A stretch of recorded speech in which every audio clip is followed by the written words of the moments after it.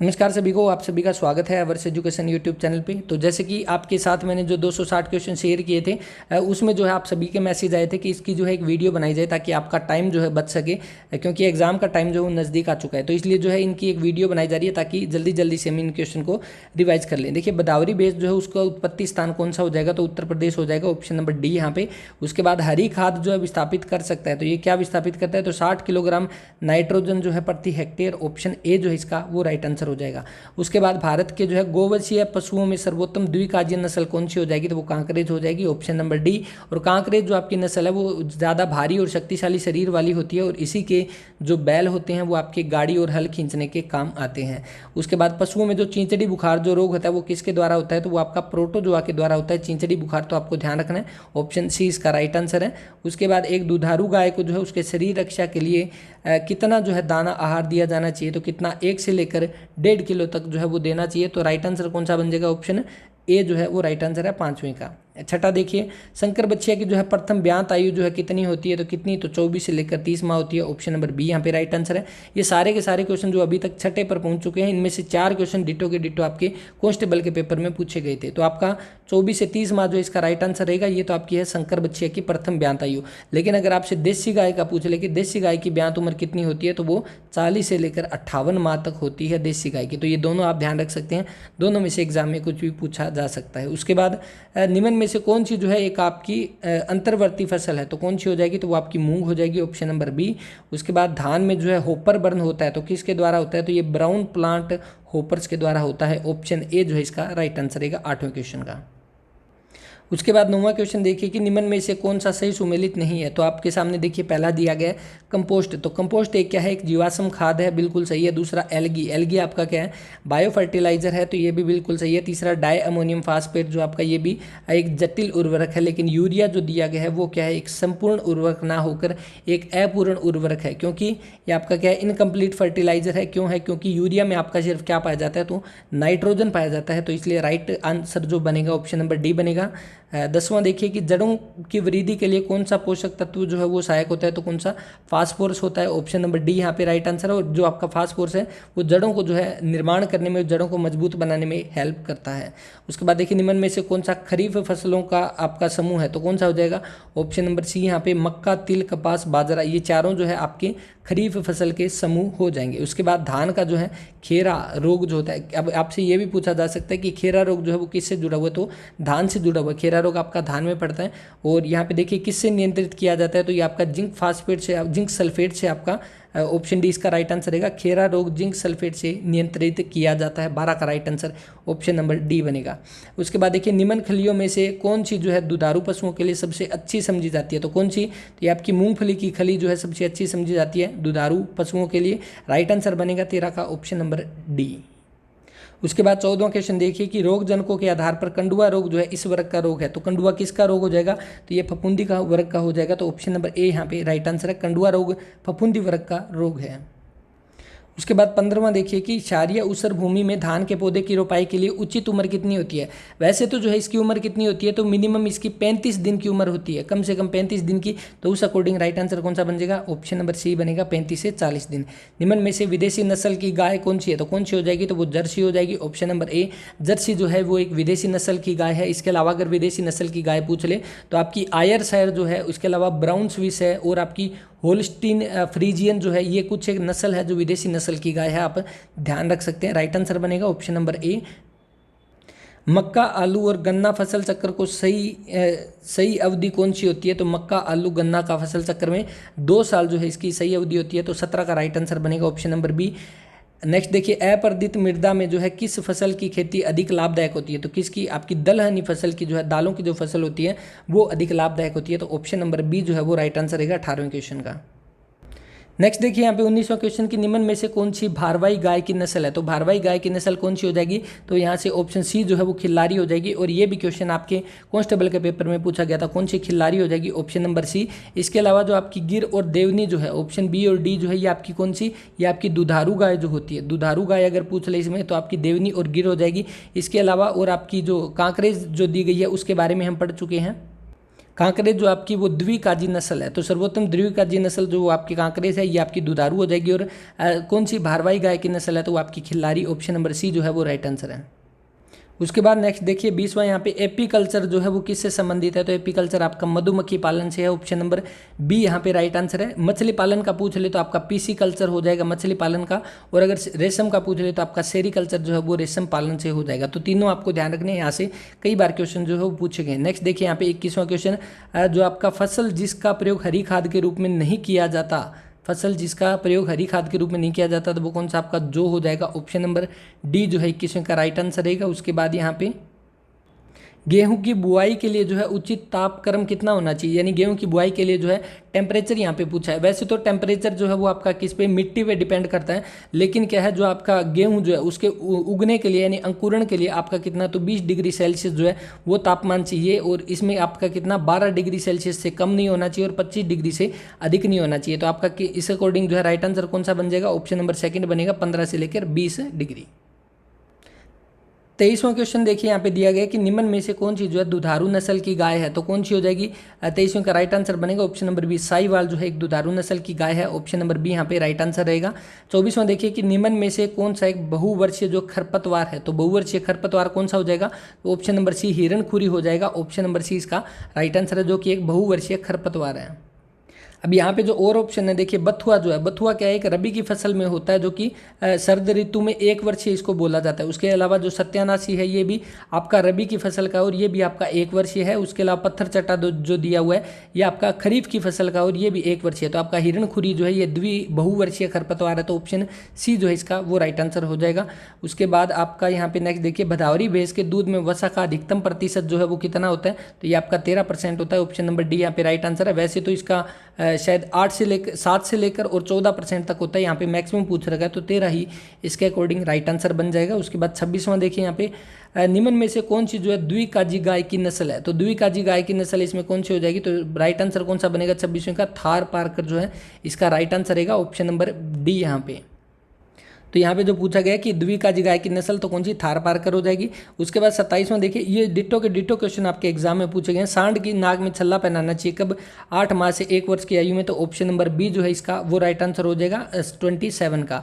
उसके बाद 28वां देखिए कि भारत के उत्तरी भाग में दुग्ध उत्पादन के लिए निम्न में से कौन सी सबसे अच्छी भैंस है, तो कौन सी, मुर्रा भैंस हो जाएगी, तो ऑप्शन नंबर बी यहाँ पे राइट आंसर है। अब यहाँ पे आपके एग्जाम में अगर क्वेश्चन पूछ ले कि जो आपकी सबसे ज़्यादा भैंस जो है वो कहाँ पे होगी, तो सबसे ज़्यादा भैंस आपकी हिसार में होगी, और हिसार के बाद दूसरे नंबर पे आपके जींद आ जाएगा।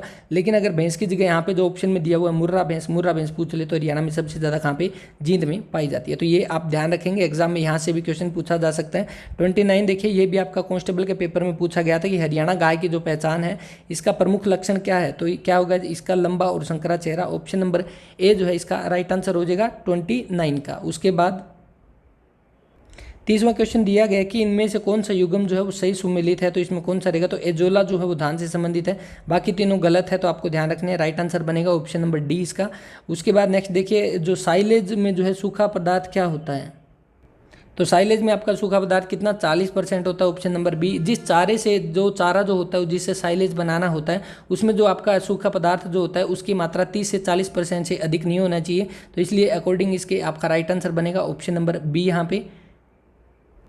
नेक्स्ट है, चूने के द्वारा जो है किस भूमि का सुधार किया जाता है, तो यहाँ पे ऑप्शन देखिए, आपका अम्लीय भूमि जो होती है, जिस भूमि में ज़्यादा एसिडिटी होती है, तो उस भूमि को आपका क्या किया जाता है, चूने से आपका उसको मिलाकर उसको सही किया जाता है, तो राइट आंसर बनेगा ऑप्शन नंबर बी यहाँ पे। चूना कौन सा होता है, आपका CaO जो होता है वो आपका चूना, और इसके अलावा CaCO3 ये जो मिलाकर जो है उसको सही किया जाता है।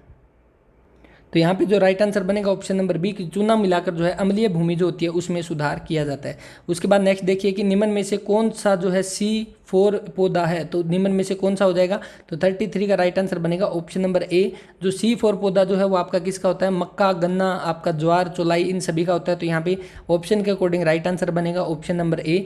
उसके बाद देखिए यहाँ पे बाजरा जो है वो फसल है, बाजरा कौन सी फसल है, तो ये आपकी क्रॉस पोलिनेटेड आपकी जो है पोलिनेटेड, ऑप्शन बी इसका राइट आंसर हो जाएगा। बाजरा है एक क्रॉस पोलिनेटेड फसल, तो ऑप्शन बी राइट आंसर है। उसके बाद अपेक्षित खरपतवार यानी रिलेटिव वीड्स जो होते हैं वो क्या होते हैं, तो 5 यहाँ पे जो दिया गया है इसका राइट आंसर बनेगा ऑप्शन नंबर ए कि खेत में एक ही फसल के पौधे परंतु अलग अलग किस्म के वो आपके अपेक्षित खरपतवार या रिलेटिव वीड्स जो है वो कहलाते हैं। तो राइट आंसर बनेगा ऑप्शन नंबर ए। उसके बाद यहाँ पे जो 36 दिया गया है कि गेहूँ की जो है आपकी किस्म जो कि कम लंबाई और आपकी लोजिंग रेजिस्टेंस वह अधिक उपज देने वाली होती है उसका नाम क्या होता है। तो यहाँ पे ऑप्शन के अकॉर्डिंग बनेगा ऑप्शन नंबर बी। यहाँ पे नोरिन 10 जो है इसका राइट आंसर रहेगा 36 का। उसके बाद 37 जो है गोल्डन राइस जो है इसका सबसे अच्छा स्रोत कौन सा होता है, तो विटामिन ए होता है। आपको ध्यान रखना है विटामिन ए जिसका नाम क्या होता है साइंटिफिक नेम रेटिनोल जो इसका नाम होता है और इसकी कमी से कौन सा रोग होता है, तो विटामिन ए की कमी से जो है वो आपका रतौंधी रोग होता है। कौन सा, रतौंधी होता है। तो आपको ध्यान रखना विटामिन ए से रतौंधी होता है, इसका साइंटिफिक नेम क्या होता है, तो रेटिनोल इसका नेम होता है। उसके अलावा जो है यहाँ पे विटामिन बी दिया हुआ है, तो विटामिन बी का जो नाम होता है वो कौन सा, थायमिन होता है। एस्कॉर्बिक अम्ल जो है ये विटामिन सी का नाम है और विटामिन के जो दिया गया है इसका आपका फिलोक्विनिन जो है साइंटिफिक नेम होता है, फिलोक्विनोन। तो ये आपको ध्यान रखना है, ये साइंस से रिलेटेड क्वेश्चन है तो ये भी आपका पूछा जा सकता है। उसके बाद यहाँ पे नेक्स्ट देखिए 38 जो दिया गया है अर्का नवनीत जो है वो किसकी किस्म है, तो ये किसकी, एक बैंगन की किस्म है। तो ऑप्शन नंबर इसका ए जो है वो राइट आंसर हो जाएगा। अर्का नवनीत जो है ये बैंगन की गोल फल वाली जो एक प्रजाति होती है, जाति होती है, उसकी जो एक फसल है आपकी अर्का नवनीत। उसके बाद देखिए गोल्डन एकर जो है वो किसकी प्रजाति है, तो 39 में गोल्डन एकर जो आपकी पात गोभी की एक प्रजाति है। तो ऑप्शन नंबर 20 का राइट आंसर है। नेक्स्ट देखिए हरित क्रांति में किस फसलों को सबसे ज़्यादा सफल रही, तो कौन सी, तो गेहूं और चावल सबसे ज़्यादा सफल रही थी। तो राइट आंसर बनेगा ऑप्शन नंबर बी यहाँ पे। नेक्स्ट देखिए 41 की गेहूं में जो ईयर कोकिल बीमारी जो होती है वो किससे होती है, तो ये सूत्रकृमि से होती है। ऑप्शन नंबर बी जो है इसका राइट आंसर रहेगा 41 का। उसके बाद देखिए आलू की मुख्य फसल की बुआई का समय कितना होता है, तो आलू की मुख्य फसल जो है इसकी बुआई का समय होता है आपका 42 का राइट आंसर बनेगा 15 अक्टूबर से 25 अक्टूबर तक। तो ऑप्शन बी जो है इसका राइट आंसर है। और ये क्वेश्चन आपको सिर्फ इसीलिए करवा रहा हूँ ताकि आपके जल्दी जल्दी से रिवीजन हो जाए और ये कहीं भी श्योर नहीं है कि ये क्वेश्चन पूछे जाएंगे। हो सकता है आने वाले एग्जाम्स में यहाँ से एक भी क्वेश्चन ना पूछा जाए, हो सकता है कि यहाँ से 10 क्वेश्चन आ जाए। तो इसीलिए जो है जल्दी जल्दी से इसका रिवीजन करें ताकि अगर आ जाए तो आपको एग्जाम में कोई दिक्कत ना रहे। 43 देखिए यहाँ पे कि आपसे पूछा गया कि निम्न में से कौन सा सुमेलित नहीं है, तो आपका जो है अरहर जो है इसकी जागृति, और यहाँ पे जो राइट आंसर बनेगा ऑप्शन नंबर सी बनेगा इसका। जो आपका राधा जो है ये किसकी, चने की प्रजाति है ना कि मूंग की आपकी है। तो आपका राइट आंसर बनेगा ऑप्शन नंबर सी यहाँ पे। उसके अलावा आप देख सकते हैं जो आपकी जागृति है ये अरहर की है, जागृति अरहर की है, रचना जो है मटर की है और ये जो आपकी उड़द की है, और आपकी जो राधा है जो ये किसकी, चने की है ना कि मूंग की रहेगी। उसके बाद यहाँ पे जो 44 दिया गया है, तो 44 में क्या दिया गया है कि आपको सही उत्तर चुनना है कि इनमें से सही क्या मिलान रहेगा। तो यहाँ पे देखिए इसका मिलान करना है हमें, तो इनको मैच करेंगे। देखिए यहाँ पे जो गेहूं का कड़ुआ जो दिया हुआ है ये आपका किससे जुड़ा होगा, तो ये आपका वाइटावेल से जुड़ेगा। दूसरा जो आपका मटर का चुचिल फफूंद जो है ये आपका सल्फेक्स से, ऑप्शन ए से जुड़ेगा। उसके अलावा जो तीसरा दिया हुआ है इसका आपका पौधा सड़न जो है सूर्य उपचार से, और खेरा जो दिया गया है वो हमने पढ़ा था कि इसके द्वारा जिंक सल्फेट से धान का रोग है खेरा। तो ये यहाँ से जो है इसको मैच करके इसका राइट आंसर आ जाएगा, यहाँ पे देख सकते हैं ऑप्शन नंबर डी।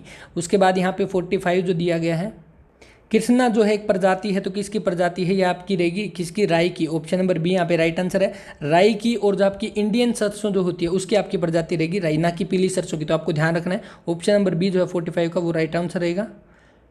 तो यहाँ पे देखिए आपका जो दिया गया जीवाणु जो है ये आपका किससे रिलेटेड है, तो ये आपके कपास के एंथ्रेक्नोज रोग से जुड़ा हुआ है। उसके बाद जो विषाणु दिया हुआ है ये आपका तंबाकू का मोजेक रोग से, और उसके बाद यहाँ पे जो निमेटोड जो दिया हुआ है आपका, इसका जो राइट आंसर बनेगा ऑप्शन नंबर गेहूं का सेव रोग से, और कवक जो है वो आपका बच जाएगा आलू का झुलसा से, आपका राइट आंसर बन जाएगा। इस तरह से जो है आप इनको मैच करके राइट आंसर देख सकते हैं। उसके बाद यहाँ पे देखिए नेक्स्ट की भारत में वीर्य अनुकरण को संतुत दर कितनी है, यानी इसको जो है पतला करने की दर कितनी है। तो वैसे तो जो है आपकी पश्चिमी देशों में आपकी 1:100 है और कुछ देशों में 1:400 भी है, लेकिन आपके भारत में यहाँ पे पूछा गया तो आपका ऑप्शन नंबर सी बनेगा 1:1 से 200। तो right answer option number C बनेगा। उसके बाद यहाँ पे 48 दिया गया कि सर्दकालीन गन्ना जो है किस माह में बोया जाता है, तो सर्दकालीन गन्ना जो है वो बोया जाता है ऑप्शन नंबर सी अक्टूबर महीने में। तो अक्टूबर महीना इसका राइट आंसर रहेगा। ये तो पूछा गया यहाँ पे सर्दकालीन का। अगर आपसे ये पूछे ले बसंतकालीन का जो कब बोया जाता है, तो वो आपका फरवरी मार्च में बोया जाता है बसंतकालीन, और आपका जो वर्षाकालीन पूछ ले तो वो आपका जुलाई में। तो ये आपको सारी चीज़ें ध्यान रखनी है। उसके बाद देखिए गेहूं की समय से बुआई के लिए जो है बीज कितना दर हो, तो गेहूं की समय से बुआई के लिए जो है बीज की दर कितनी होनी चाहिए, तो 49 का राइट आंसर बनेगा ऑप्शन नंबर बी। 100 किलोग्राम प्रति हेक्टेयर जो है इसका राइट आंसर रहेगा। ये तो होगी आपकी समय से बुआई। अगर यहाँ पे देर से बुआई की जाए तब आपका 100 की जगह 125 हो जाएगा, और अगर आपका डिबलर बुआई से हो जाए तो 25 से 30 किलोग्राम पर हेक्टेयर हो जाएगा। तो ये सारी चीज़ आप देख सकते हैं, और ये सारी की सारी जो है PDF मैंने टेलीग्राम पे शेयर कर दी, आप जाकर देख सकते हैं, लिंक डिस्क्रिप्शन में है, या अवर्स एजुकेशन के नाम से सर्च कर सकते हैं। और अगर फिर भी आपको कोई दिक्कत आए तो कमेंट कर देना, आपको जो है लिंक दे दिया जाएगा, आप जाकर चेक कर सकते हैं, आपको आसानी से जो है वो मिल जाएगा। निम्न में से जो या बरले की एक कौन सी किस्म जो है सूत्रकृमि के प्रतिरोधी रेसिस्टेंट है? तो 50वें का आपका राइट आंसर कौन सा बन जाएगा यहाँ पे? तो ऑप्शन डी जो है राज किरण जो है RD 387 इसका राइट आंसर रहेगा। उसके बाद 51 यहाँ पे कि बाजरे के बीज की कितनी गहराई पर बोना चाहिए? तो कितनी गहराई पर? तो ये आपके 102 सेंटीमीटर की गहराई पर बोना चाहिए, ऑप्शन नंबर ए यहाँ पे। अरुणा जो है किस फसल को की उत्परिवर्तित किस्म है? तो आपकी किसकी अरुणा, किसकी म्यूटेंट फसल हो जाएगी? तो आपका 52 का राइट आंसर बनेगा अरंडी की। तो ध्यान रखना है, अरंडी की आपकी अरुणा फसल देगी। अमरूद लगाने की जो है औसत दूरी कितनी होती है यहाँ पे पूछी गई है, तो इसका राइट आंसर कितना बन जाएगा? ऑप्शन नंबर बी 6 मीटर गुणा 6 मीटर जो है, यानी 6 बाई 6 की जो है औसत दूरी होनी चाहिए। 53 का right answer option number B. और उसके अलावा जो बाकी ऑप्शन दिए गए हैं, देखिए 5 बाय 5 दिया हुआ, ये आपकी किसकी, अनार की और अंजीर के जो लगाए जाते हैं उसकी आपकी दूरी हो जाएगी आपकी 5 गुना 5, अनार और अंजीर दोनों की आपकी 5 गुना 5 हो जाएगी। आप 8 गुना 8 जो है वो आपकी आंवला की हो जाएगी, और 10 गुना 10 जो है वो आपकी आम की हो जाएगी, और 6 गुना 6 आपकी अमरूद की हो जाएगी। तो ये चारों के चारों आप नोट कर सकते हैं, यहाँ से क्या पता एग्जाम में कुछ पूछ ले। 54 देखिए यहाँ पे जो दिया गया है कि निम्न में से जो है आलू को TPS यानी ट्रू पोटैटो सीड किस्म है, तो आलू की जो आपकी कौन सी हो जाएगी? तो आपका 54 का राइट आंसर बनेगा ऑप्शन नंबर बी HPS जो है 1/113, ऑप्शन 20 का राइट आंसर रहेगा 54 का। उसके बाद नेक्स्ट देखिए 55 यहाँ पे किसके मध्य जो है जो आपका संकरण क्रोच से ट्रीटिकेल तैयार किया जाता है? तो किसके? तो आपका 55 का राइट आंसर बनेगा ऑप्शन नंबर ए गेहूं और राई से। और नेक्स्ट देखिए यहाँ पे 56 किस रोग में गर्भावस्था के अंतिम चरण में गर्भपात हो जाता है? तो किस रोग में हो जाता है? तो इसका आपका राइट आंसर बनेगा जो आपका ब्रुसलोसिस जो है आपका राइट आंसर रहेगा ऑप्शन नंबर डी। इसमें जो है आपका गर्भावस्था के अंतिम चरण में गर्भपात हो जाता है। उसके बाद ज्वार की जो है प्रति हेक्टेयर आदर्श पौध संख्या कितनी होनी चाहिए? तो इसका जो है कितनी, जो आपकी 1.5 लाख जो है वो होनी चाहिए, तो आपका राइट आंसर बनेगा ऑप्शन नंबर सी। यहाँ पे थार पारकर जो है ये किस गाय की प्रजाति है? तो आपसे ये पूछा गया, तो ये आपकी कौन सी दूकाजी नस्ल की प्रजाति है? ऑप्शन नंबर जो है 58 का राइट आंसर रहेगा सी ऑप्शन। तो थार पारकर आपकी कौन सी हो जाएगी? तो ये आपकी दूकाजी नस्ल हो जाएगी। उसके अलावा यहाँ पे दुधारू नस्ल जो दिया गया है ये हमने पढ़ा है अभी, जो साहिवाल जो है वो आपकी दुधारू नस्ल की है, और कामकाजी नस्ल यहाँ पे दी गई है तो वो आपकी कौन सी, नागौरी हो जाएगी। तो आपको ध्यान रखना है ये सारी की सारी चीज़ें। उसके बाद जो नेक्स्ट देखिए ये क्वेश्चन पूछा गया था कि दूध दहने की दुहने की जो है सर्वोत्तम विधि है। तो यहाँ पे 59 देखिए कि दूध दुहने की सर्वोत्तम विधि कौन सी हो जाएगी? तो फिस्टिंग विधि हो जाएगी, ऑप्शन नंबर बी यहाँ पे राइट आंसर है। जो आपके नकलिंग और स्ट्रिपिंग विधि जो है, इनसे अगर दुहाई की जाए तो आपके पशुओं में कौन सा थनेला रोग हो जाता है? कौन सा थनेला रोग? और ये सारे के सारे जो है क्वेश्चन आंसर जो आपकी PDF में दिए हुए हैं, और ये PDF टेलीग्राम पर शेयर की हुई है, मैंने आपको बताया, तो मैं उसी से जो है आपको ये क्वेश्चन करवा रहा हूँ ताकि आपका जो है टाइम यहाँ पे बच सके। उसके बाद जो 60वां क्वेश्चन देखिए, गाय और भैंस जो है किस प्रकार से, किस परिवार से संबंधित है? तो ये किसे, आपके बोविडी से संबंधित है, ऑप्शन नंबर ए यहाँ पे राइट आंसर है। और जो पहले के आपके पिछली बार शायद कांस्टेबल के पेपर में, पता नहीं SI का पेपर जो हुआ था उसमें ये क्वेश्चन पूछा गया था, और उसमें जो है आपका बोविडी ऑप्शन में नहीं था, लास्ट ऑप्शन था आपका इनमें से कोई नहीं, तो उस समय जो है आपका राइट आंसर जो है वही माना गया था, इनमें से कोई नहीं, क्योंकि जो गाय और भैंस जो है वो किसे, बोविडी परिवार से संबंधित रखते हैं, तो ध्यान रखना है राइट आंसर इसका। उसके बाद 64 यहाँ पे जो दिया गया है, और बाकी आप यहाँ पे देख सकते हैं जो सुई की जो है ये इस प्रजाति से आपका कौन है? तो सुअर है इस प्रजाति का। उसके अलावा जो कैमलिडी से आपके जो है ऊँट रहते हैं। और उसके बाद यहाँ पे नेक्स्ट देखिए जो आपका दिया हुआ है कि आपको इनमें से जो है मैच करना है कि आपका क्या होगा। तो आपका श्वेत क्रांति जो है वो किससे जुड़ा हुआ है? तो आपको पता है दूध उत्पादन से आपका श्वेत क्रांति।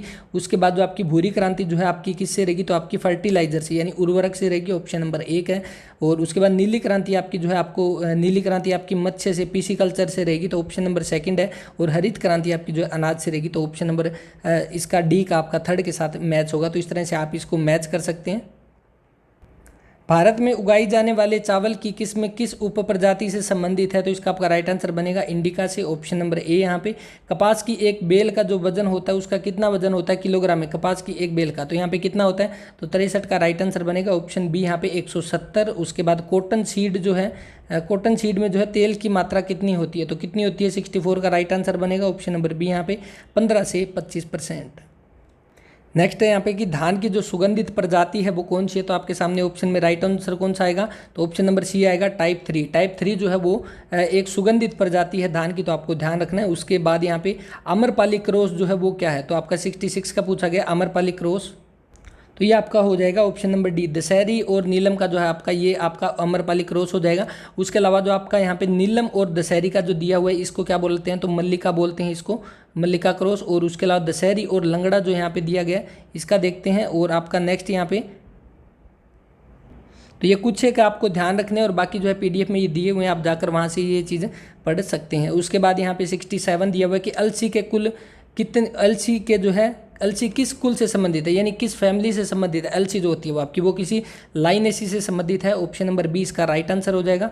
उसके बाद यहाँ पे जो 68 दिया हुआ है, देखिए यहाँ पे 68 में कि 1 हेक्टेयर क्षेत्रफल में टमाटर के बीज का जो है कितना उत्पादन होता है, तो 1 हेक्टेयर क्षेत्रफल में टमाटर के बीज का यहाँ पे उत्पादन पूछा है, तो वो कितना 100 किलोग्राम होता है, ऑप्शन ए यहाँ पे राइट आंसर है। टमाटर का बीज जो है वो प्राप्त करने के लिए क्या किया जाता है, तो जो टमाटर है उसको क्या एक हाइड्रोक्लोरिक जो HCl जो होता है उसके घोल में उसको रखा जाता है, और उसके बाद जो है जब टमाटर उसमें बिल्कुल घुल जाता है, बिल्कुल मिक्स हो जाता है, तो उसको क्या है जो धूप में सुखाकर उसको स्टोर किया जाता है। तो इस तरह से जो है बीज को स्टोर किया जाता है। तो यहाँ पे जो क्वेश्चन पूछा गया कि 1 हेक्टेयर क्षेत्रफल में टमाटर के बीज का कितना उत्पादन है, तो 100 किलोग्राम जो है इसका राइट आंसर रहेगा ऑप्शन नंबर ए। उसके बाद यहाँ पे नेक्स्ट देखिए 69 जो दिया गया कि मसूर की जो बीज दर कितनी होनी चाहिए किलोग्राम पर हेक्टेयर में, यहाँ पे पूछी गई है।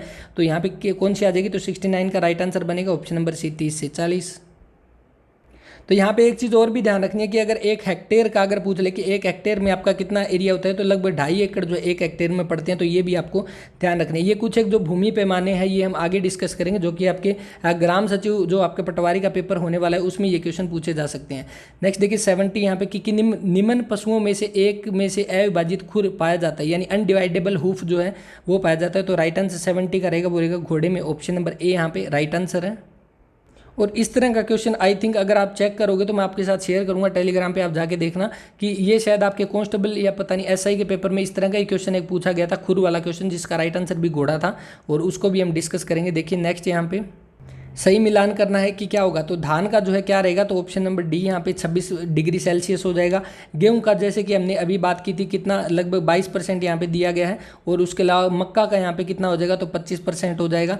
और आपका मूंगफली का कितना, तो 20% हो जाएगा, 20 डिग्री सॉरी, ये जो डिग्री सेल्सियस यहाँ पे दिया हुआ है इसमें आपका हो जाएगा। तो आपको ध्यान रखना है धान का कितना 26 डिग्री सेल्सियस, गेहूँ का 22 डिग्री सेल्सियस, और मक्का का आपका 25 डिग्री सेल्सियस, और मूंगफली का आपका 20 डिग्री सेल्सियस।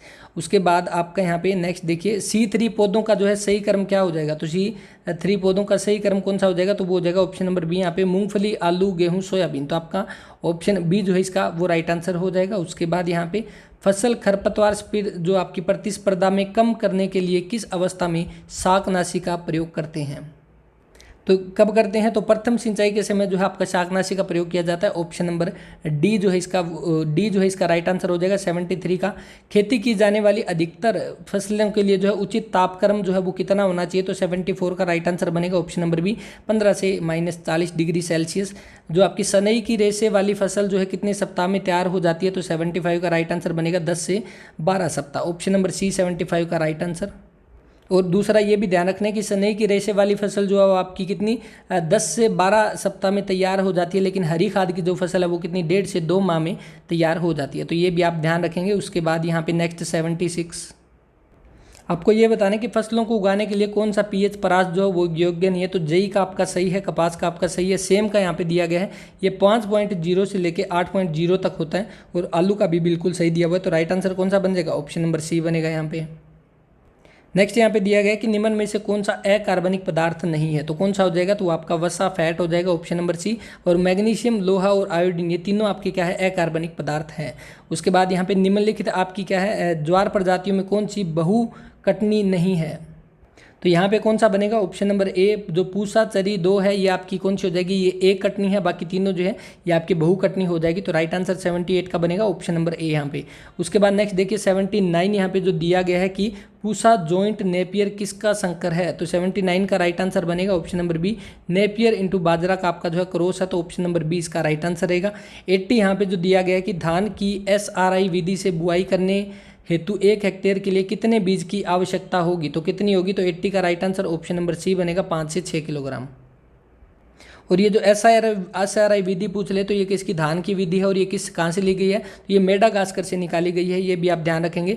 ये कुछ एक इंपॉर्टेंट क्वेश्चन है जो आपको ध्यान रखने। अब इनमें से जो है कुछ एक मुझे पता है कि ये क्वेश्चन समझ में नहीं आ रहे होंगे, और इसका क्या है, हम इसका एक बार रिवीजन इसीलिए कर रहे हैं ताकि अगर एग्जाम में आ जाए और जल्दी जल्दी से हमें करना हो तो हमें थोड़ा अंदाजा लग जाए कि हाँ ये चीज़ हमने देखी है और ये इसका जो है राइट आंसर होना चाहिए। इसीलिए जो है क्विक रिवीजन कर रहे हैं, क्योंकि आपको जो है PDF को पढ़ने में, उसको रीड करने में काफ़ी दिक्कतें हो रही थी, आप सभी के कमेंट आए थे, इसीलिए जो है ये क्लास बनाई जा रही है। और आज की क्लास में हम इतने क्वेश्चन करेंगे। इसके बाद अगर क्लास आपको अच्छी लगती है और अगर और क्लास प्रोवाइड करवानी है बाकी के बचे हुए क्वेश्चन की, तो आप कमेंट करके बता देना, नेक्स्ट क्लास भी आपकी जल्दी आ जाएगी। इस वीडियो में इतना ही, मिलते हैं नेक्स्ट वीडियो में। और इसकी PDF जो है मैंने बता दिया टेलीग्राम चैनल पे अवेलेबल है, लिंक डिस्क्रिप्शन में आप जाकर ज्वाइन कर सकते हैं या अवर्स एजुकेशन के नाम से सर्च कर सकते हैं। इस वीडियो में इतना ही, मिलते हैं नेक्स्ट वीडियो में। तब तक के लिए अपना ख्याल रखें, पढ़ते रहें। जय हिंद, जय भारत।